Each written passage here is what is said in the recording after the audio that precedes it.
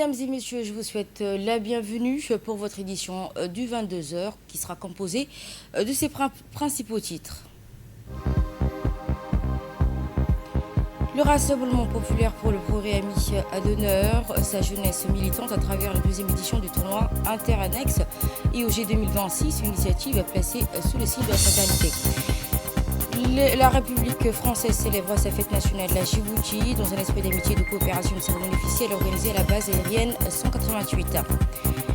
Et aux nouvelles du monde, le secrétaire général de l'ONU ainsi que de la Ligue arabe appelle au respect de la souveraineté des États et au renforcement de la stabilité régionale. Bienvenue à toutes et à tous qui nous rejoignez sur Djibouti. Le Parti pour le Rassemblement populaire pour le progrès célèbre sa jeunesse militante à travers le tournoi Interannex IOG 2026 Sport, engagement et cohésion. La jeunesse militante du Rassemblement populaire pour le progrès a été mise à l'honneur lors de la clôture en apothéose du tournoi Interannex du football IOG 2026, une compétition placée sous le signe de la fraternité, de l'unité et du rassemblement. Le vice-président du parti, Abdelkader Kamel Mohamed, et le secrétaire général du parti, Les Sadouali, ont présidé de la journée de lundi 13 juillet au siège central El Hadj Hassan Goulet Abtidon, la cérémonie officielle de remise de trophées et de médailles de la deuxième édition du tournoi Interannex IOG 2026 organisé par le mouvement des jeunes militants du RPP. La cérémonie qui s'est déroulée en présence également des responsables des annexes, des cadres du parti, des membres du comité exécutif et central, parmi lesquels Mouna Asmaladen, Safia Michel Jibril, ainsi que une autre députée, Fatma Ali Abdallah, la ministre, la secrétaire d'État chargée au sport, Fatma Ali Abdallah, et l'honorable Ibrahim Ahmed Abdo, ainsi que de nombreux jeunes militants et invités. Organisé durant 4 semaines, le tournoi qui a réuni les équipes représentant ces annexes du parti RPP issus des fédérations Razika, Blaos et Belbela, offrant ainsi un cadre de rapprochement, de partage et de renforcement des liens entre les jeunes militants. À travers cette initiative, le RPP a célébré l'engagement de sa jeunesse et réaffirme les valeurs de solidarité, de paix, de patriotisme, de cohésion et de progrès qui guident son action. Prenons la parole à cette initiative de remise de trophées du mouvement jeune et militant du parti RPP. Yali Osman a salué le soutien constant des responsables du parti. Il a également rappelé la relance du mouvement qui a permis de créer une nouvelle dynamique de proximité mobilisant avec l'organisation de nombreux invités et activités. Intervenant à son tour, le secrétaire général du parti, Ilyas Boussadoua, a félicité les organisateurs de l'ensemble des équipes participantes. S'adressant aux jeunes militants, il a lancé un message fort. Vous êtes la relève. Les appelants ont préservé donc les valeurs d'unité nationale, de paix, de solidarité et de responsabilité. Il a également souligné que la jeunesse djiboutienne constitue un pilier essentiel de l'avenir du parti et du pays, les encourageant ainsi à poursuivre leur engagement. Dans son allocution, le vice-président du parti, Abdelkader Kamel Mohamed, a adressé donc ses félicitations aux équipes lauréats et à tous ceux qui ont donc contribué à la réussite de cette deuxième édition. Il a rappelé la place centrale accordée à la jeunesse du parti en tant que force motrice du progrès et de la cohésion nationale à travers la préservation de la paix. À l'issue de la cérémonie, les équipes gagnantes ont été récompensées, notamment les champions de l'annexe RPP quartier 1 et 2, vice-champion annexe RPP Shah Osman et 3e place pour l'annexe RPP T3 Belbela. Et prenons la parole à cette occasion. Le secrétaire général du Rassemblement populaire pour le progrès a salué la mobilisation exemplaire de la jeunesse militante et le succès de cette initiative sportive.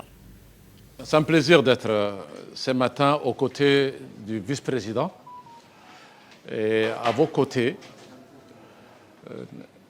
pour vous dire combien on est heureux de vous accueillir ici dans cette salle où nous délibérons les grandes décisions du parti et dont nous apportons les réflexions et dont nous gérons les affaires du parti, du pays aussi, bien sûr. Je voulais d'abord féliciter tout le monde tous les participants. Il n'y a jamais de perdants. Nous sommes tous gagnants parce qu'on a eu des moments forts, des moments de plaisir. Et la vie sportive fait partie de ces leçons de la vie. On fait la compétition, mais on est encore ensemble. Et c'est encore plus vrai quand c'est autour du parti. Cette initiative qui portait le tournoi IOG 2026 était une des initiatives de la campagne présidentielle qui a permis cette réélection brillante de notre président. Avec cette jeunesse brillante, soucieuse de son bien-être. On sait, il y a encore des réponses à apporter sur des sujets qui nous tiennent tous à cœur. C'est de bien éduquer et d'offrir des emplois décents aux générations futures, à votre génération et aux générations futures. C'est très important pour nous. Et pour le faire, on a besoin de travailler ensemble, d'être ensemble, réfléchir ensemble. C'est de faire les 4 pas ensemble. Nous sommes très heureux de voir que les jeunes sont de plus en plus nombreux dans les activités partisanes. On sait, il y a encore des réponses à apporter sur des sujets qui nous tiennent tous à cœur. C'est de bien éduquer et d'offrir des emplois décents aux générations futures, à votre génération et aux générations futures.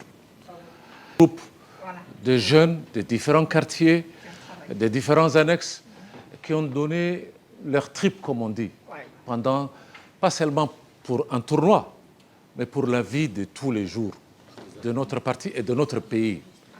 On a des jeunes qui se lèvent et qui mobilisent leurs compatriotes, leurs confrères et consoeurs de quartier pour les mobiliser à faire quelque chose de positif pour la journée et pour le pays et pour le quartier. Et à son tour, le vice-président du Rassemblement populaire pour le progrès a adressé d'abord ses félicitations aux équipes participantes et aux organisateurs de ce tournoi placé sous le signe de la fraternité et de la cohésion. Abdelkader Kamil Mohamed a rappelé l'importance accordée par le parti pour la jeunesse, considéré comme une force motrice du progrès. Ici, quand on est ensemble, on est des camarades. Il n'y a pas de membres du gouvernement. Nous sommes tous des camarades. Pourquoi on appartient à un parti? On appartient à un idéal. Nous avons des pensées, nous avons des réflexions qui sont communs. Bien sûr, il y a des débats. Et les débats, c'est ça la politique. Ce n'est pas la politique en disant, bon, moi je veux être député, moi je veux être ministre. Ensuite, on parle avec la population. Mais on doit se former. Où on se forme? On se forme dans les annexes du parti. Les annexes du parti, c'est un lieu de réflexion pour tout le monde. Et notamment pour la jeunesse djiboutienne. C'est qu'on vous demande, nous, c'est quoi? On vous demande à ce que vous soyez le porte-drapeau du parti pour effectivement convaincre d'autres jeunes à venir avec vous, travailler avec vous dans les annexes. Donc c'est pour vous dire que nous pouvons ensemble réussir. Un moment de tradition militaire et de coopération entre deux nations liées par une relation historique. À Djibouti, la fête nationale française du 14 juillet a été célébrée à travers une cérémonie officielle placée sous le signe de l'amitié franco-djiboutienne et du partenariat en matière de défense. Présidé par le général de brigade aérienne Sébastien Valette, commandant des forces françaises stationnées à Djibouti. La cérémonie qui a réuni plusieurs autorités civiles et militaires avant le traditionnel défilé, une cérémonie de remise de médailles d'honneur a permis de distinguer plusieurs militaires pour leur engagement, leur professionnalisme et leur service rendu. Les différents composants du FFDJ étaient représentés notamment par le 5e RIAOM, la base navale, la base aérienne 188 ainsi que les unités de soutien. Une section de l'armée de l'air djiboutienne représentant ainsi les forces armées djiboutiennes a également pris part à cette célébration. Défilé qui a débuté dans les airs avec le passage d'aéronefs, parmi lesquels le nouveau hélicoptère du FFDJ, le NH-90 Caïman, et le H-225M Caracal, illustrant ainsi modernisation des capacités françaises déployées à Djibouti dans le cadre du traité de coopération en matière de défense. Les troupes appuyées ont ensuite défilé suivi des principaux véhicules opérationnels dont des blindés Griffon.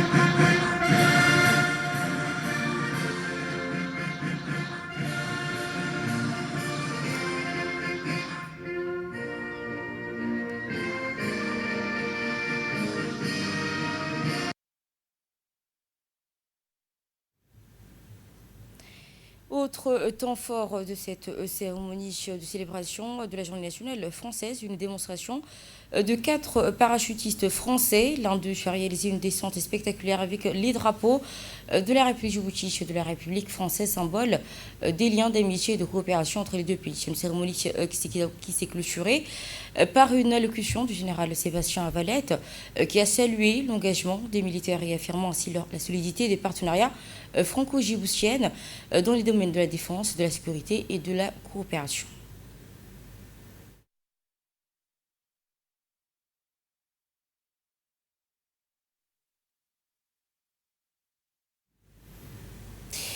Après les cérémonies protocolaires, place aux hommages et aux démonstrations militaires dans le cadre de la célébration de la fête nationale française du 14 juillet, une cérémonie commémorative qui s'est poursuivie en présence des autorités civiles et militaires. Avant le début du défilé, une cérémonie de remise de médailles d'honneur a été organisée sous la présence du général de brigade aérien Sébastien Valette, commandant des forces françaises stationnées à Djibouti. Cette distinction est venue récompenser l'engagement, le professionnalisme et le service rendu par plusieurs militaires. Le défilé a ensuite donné le temps aux célébrations avec le passage d'aéronefs dans le ciel de Djibouti, suivi de la marche des troupes militaires françaises et des éléments de l'armée de l'air djiboutienne. Un défilé motorisé a également venu illustrer les moyens et les capacités opérationnelles des forces engagées. Ainsi, le public a assisté à une démonstration spectaculaire de 4 parachutistes français. Moment fort de cette séquence, l'un d'entre eux a également donc effectué, je le disais tout à l'heure, une démonstration avec les drapeaux des deux pays.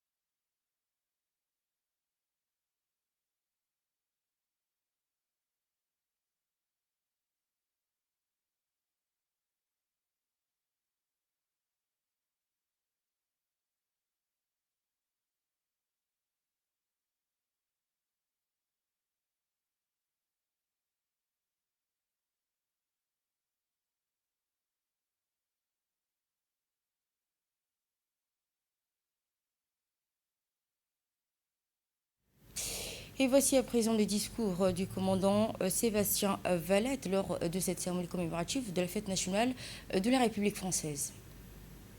Cette matinée du 14 juillet, j'aimerais commencer mon petit mot pour féliciter en premier lieu l'ensemble des troupes qui ont défilé devant vous ce matin.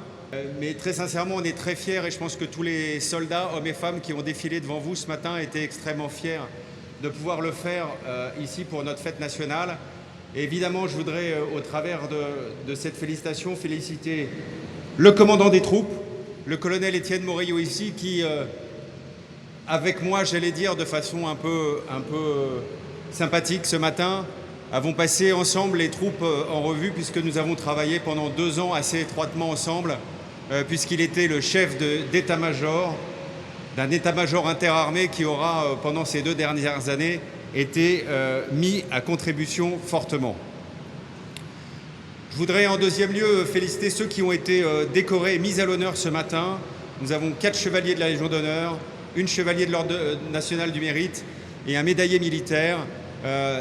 Vous avez devant vous des officiers ou sous-officiers qui se sont vus reconnaître ce matin les mérites éminents ou distingués d'une carrière qui n'est pas encore terminée, loin de là, mais qui néanmoins déjà très très remplie. Et je voudrais évidemment qu'on les applaudisse pour leur carrière. Et puis je voudrais évidemment, comme à chaque fois, parce qu'ils nous font à chaque fois le plaisir, l'amitié et l'honneur d'être présents avec nous à toutes les cérémonies des forces françaises stationnées à Djibouti, les anciens combattants qui sont en permanence présents, qui honorent aussi de leur présence la mémoire de tous ceux qui malheureusement nous ont quittés au cours des années de conflits, de guerres que les uns et les autres ont pu connaître. Merci encore infiniment d'être présents à nos côtés. On peut les applaudir aussi très chaleureusement. Et nous partons à Djikil sur le terrain pour suivre l'avancement des grands projets routiers. Le ministre des Infrastructures et de l'Équipement poursuit son engagement en faveur de la modernisation du réseau routier national. Le ministre des Infrastructures et de l'Équipement a conduit une délégation pour faire le point sur les travaux de la RN1. Il était accompagné par les directeurs de DPCR et de l'ADR, ainsi que par les autorités locales, notamment le préfet de la région de Djikil et le président du conseil régional. Cette visite a permis d'inspecter l'avancement du chantier en cours sur le tronçon Doudoubalala-Djikil et de constater l'achèvement des travaux entre Galamo et Dagirou, un axe récemment ouvert à la circulation. Lors de cette tournée sur le terrain, jalonnée de plusieurs arrêts stratégiques, le ministre a évalué la qualité des ouvrages et salué les progrès accomplis. Il a également souligné les efforts constants du gouvernement pour améliorer le réseau routier, fluidifier la mobilité urbaine et renforcer la connectivité régionale. Pleinement mobilisé sur ces projets essentiels au développement régional, le ministre des Infrastructures et des Équipements, ainsi que les institutions intervenant dans la gestion de ces chantiers structurants, réaffirment leur engagement à livrer des infrastructures dans le strict respect des normes de qualité, de sécurité et des délais. Djibouti-Ville change de visage entre nouveaux bâtiments, infrastructures modernes et espaces urbains. En pleine transformation, la capitale connaît une évolution progressive qui redessine progressivement son paysage. Portée par les investissements publics et privés, cette mutation urbaine traduit une ambition construire une ville plus moderne, plus fonctionnelle et mieux adaptée aux besoins de demain. Regard sur cette transformation à travers ce grand format réalisé par Samantha Saïd.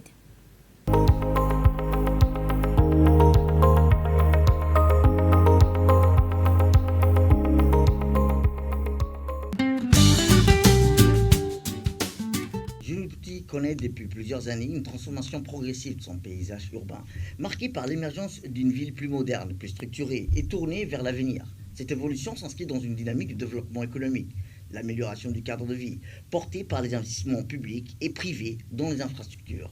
La capitale Djibouti-Ville est au cœur de cette mutation. On y observe la construction des nouveaux bâtiments administratifs, des complexes résidentiels modernes, hôtels, ainsi que des centres commerciaux qui témoignent d'une urbanisation accélérée. Cette modernisation vise à répondre à la croissance démographique, aux besoins d'une population de plus en plus urbaine. L'aménagement urbain s'accompagne aussi également des projets d'infrastructures routières destinés à fluidifier la circulation et à désengorger les principaux axes de la ville. Les travaux des voiries, les nouvelles routes, les aménagements publics contribuent à rendre la capitale plus accessible et fonctionnelle. Dans le cadre de cette transformation, Djibouti met également l'accent sur les projets immobiliers modernes. des quartiers résidentiels émergents avec des standards plus élevés en matière de construction, d'équipement, des services. Ces projets participent à la création d'un nouveau visage urbain plus contemporain et mieux organisé. Rappelons que l'urbanisation rapide s'explique aussi par la croissance économique du pays et son rôle urbain régional. Ces activités portuaires, logistiques et commerciales attirent une population active de plus en plus importante vers la capitale, renforçant ainsi la pression sur les infrastructures urbaines. Par ailleurs, cette modernisation s'accompagne des défis importants, notamment en matière de planification urbaine, de gestion de l'espace, de développement durable, la nécessité d'assurer un équilibre entre expansion urbaine et préservation de l'environnement et devient un enjeu majeur pour les autorités. Enfin, Djibouti s'oriente vers une vision de ville moderne, intégrée, où les infrastructures, les services publics et les espaces de vie sont pensés pour améliorer la qualité de vie des habitants et soutenir la croissance économique. Cette dynamique fait progressivement de la capitale un centre urbain en mutation, reflet des ambitions de développement du pays.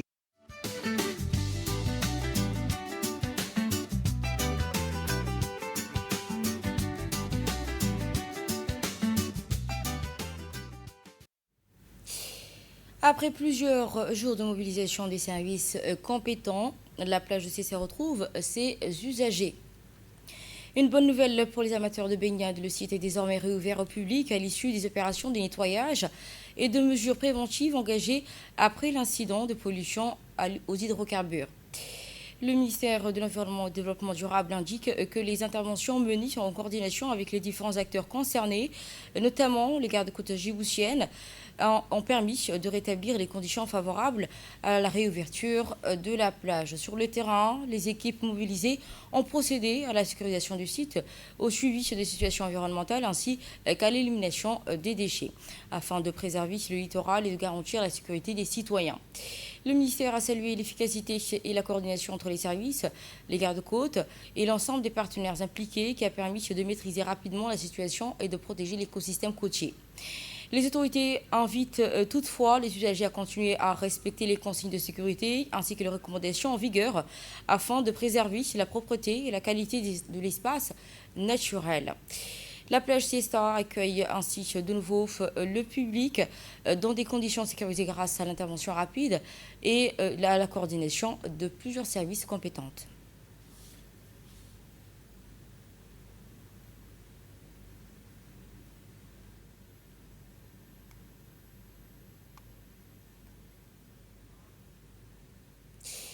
Et voici les propos d'un responsable au niveau du ministère de l'Environnement et du Développement durable.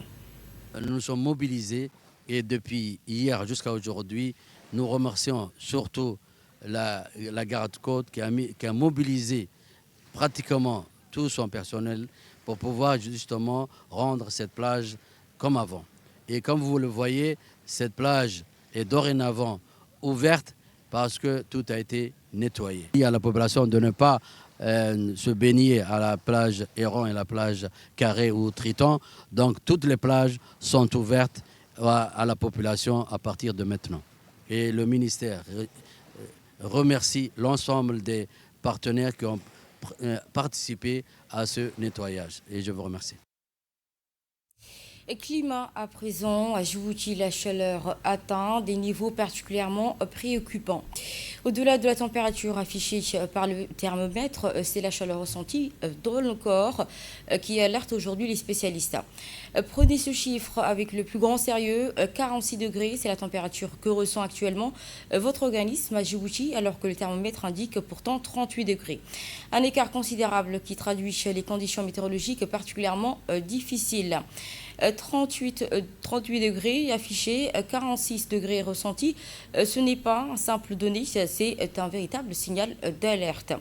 Selon l'Agence nationale de la météorologie, l'air est devenu extrêmement lourd avec un taux d'humidité qui est voisinante les 80%. Un niveau élevé qui transforme l'atmosphère en un véritable étuve. Cette différence entre la température réelle et la température ressentie s'explique par un phénomène naturel En période de forte chaleur, notre corps transpire pour tenter de se rafraîchir. La sueur s'évapore normalement et permet de réguler la température corporelle, mais lorsque l'humidité est importante, cette évaporation devient difficile. La transpiration reste sur la peau sans produire l'effet rafraîchissant attendu. Résultat, le corps accumule la chaleur et la sensation thermique augmente fortement.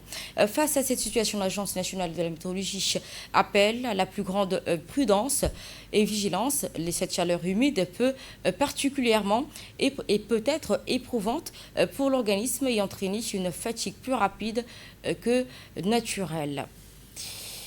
Régional à présent, l'Éthiopie attire 4,32 milliards de dollars d'investissements étrangers. L'Éthiopie a donc enregistré 4,30 milliards de dollars d'investissements directs étrangers au cours de l'exercice 2025-2026, soit une progression de 8% par rapport à l'année précédente. L'Éthiopie attire 4,32 milliards de dollars d'investissements directs étrangers portés par les réformes économiques. Cette progression reflète le renforcement de l'attractivité de l'économie éthiopienne auprès des investisseurs internationaux. Les réformes engagées par le gouvernement, l'amélioration progressive du climat des affaires et les efforts visant à moderniser plusieurs secteurs stratégiques contribuent à consolider la confiance des entreprises étrangères et les institutions financières. Le secrétaire général de la Ligue arabe appelle au respect de la souveraineté des États et au renforcement de la stabilité régionale. Le nouveau secrétaire général de la Ligue des États arabes a appelé lundi l'Iran à mettre fin aux attaques visant les pays arabes et à respecter pleinement leur souveraineté, soulignant que la sécurité et la stabilité du Moyen-Orient reposent sur le respect du droit international et des principes de bon voisinage. Il a insisté sur l'importance de préserver la souveraineté des États arabes et de privilégier le dialogue ainsi que des solutions diplomatiques pour répondre aux défis régionaux. Le secrétaire général a également réaffirmé l'engagement de la Ligue arabe en faveur du règlement pacifique des différends, du renforcement de la coopération entre les différents États membres et du soutien aux initiatives régionales et internationales destinées à consolider la stabilité et la prospérité au Moyen-Orient. Ces déclarations qui s'inscrivent dans le cadre des efforts déployés par la Ligue arabe pour promouvoir une action arabe commune, encourager le dialogue entre les différents partis et contribuer à la recherche des solutions durables aux défis auxquels les régions sont confrontées. Voilà, ce sera tout. Merci à toutes et à tous de nous avoir suivis. Vous étiez sur Télé Djibouti avec le journal de l'information. Je n'oublie pas l'équipe de la régie. Merci à vous pour votre soutien.